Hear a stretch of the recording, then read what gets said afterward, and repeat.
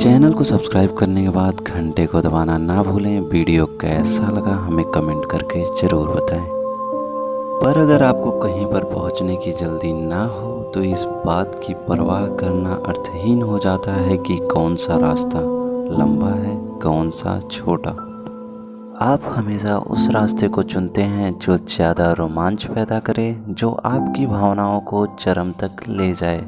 मैंने पहाड़ों को कभी टीवी पर देखा, कभी अखबारों में छपे हुए फ़ोटो में देखा, तो कभी किसी फिल्म में गाने के बैकग्राउंड में हसीन वादियों के रूप में। लेकिन जब पहली बार इसी रोड से गुजरते हुए मेरी नज़र इन हरे भरे पर्वतों पर गई, उस वक्त जो मुझे महसूस हुआ, काश कि ऐसा कोई माध्यम होता कि मैं अपनी उन भावनाओं को आप तक पहुंचा सकता। काश कि कोई टाइम मशीन होती और मैं उसमें बैठकर फिर से उन पल को जी पाता। पहली बार का एहसास दोबारा नहीं हो पाता, लेकिन हम बार बार कोशिश करते हैं उस एहसास को महसूस करने की। इन वीरान रास्तों पर गुजरते हुए इक्का दुक्का गाड़ियाँ जब आपको क्रॉस करते हैं, पीछे निकल जाती हैं, मन में तरह तरह के ख्याल आने लगते हैं। इन हंसी वादियों का एहसास लेने के लिए मिर्ज़ापुर से 60 किलोमीटर दूर सिद्धनाथ की दरी की तरफ हम निकल पड़े। सच कहूँ तो यह वीडियो मैं आपके लिए नहीं बल्कि अपने लिए बना रहा हूँ, ताकि आज से 30-40 साल बाद जब मैं किसी हॉस्पिटल के बेड पर लेटा रहूँगा, तब इन दृश्यों को दोबारा देखकर फिर से इन पलों को जी सकूँगा।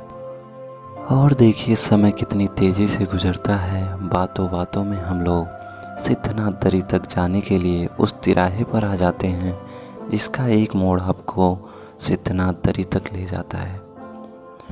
उसके बाद हम उन पत्थरों के रास्तों पे चलते हैं, जिन पे चलने का आनंद वाकई में गजब का था।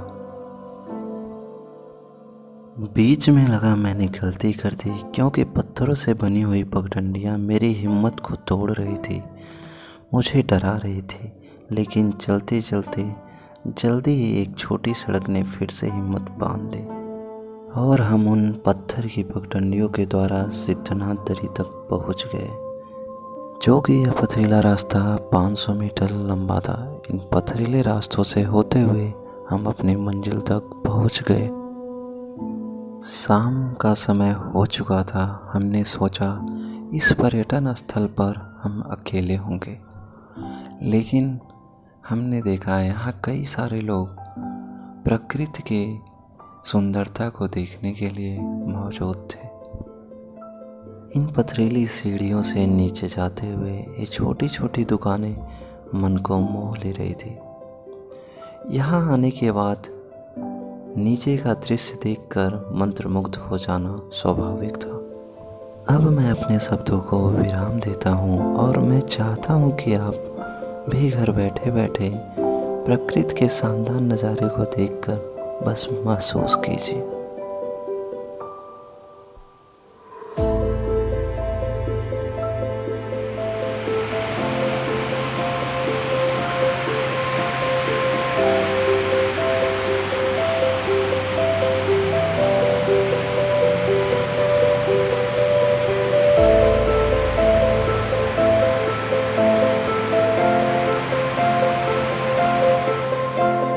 दिल करता है कि इस मशीनी दुनिया से अलग थलग होकर इन वीरान पहाड़ों के बीच में एक छोटा सा घर बनाकर एकांत में पूरी ज़िंदगी जी ले जाए। तो दोस्तों कैसा लगा हमारा ये वीडियो कमेंट में ज़रूर बताएं।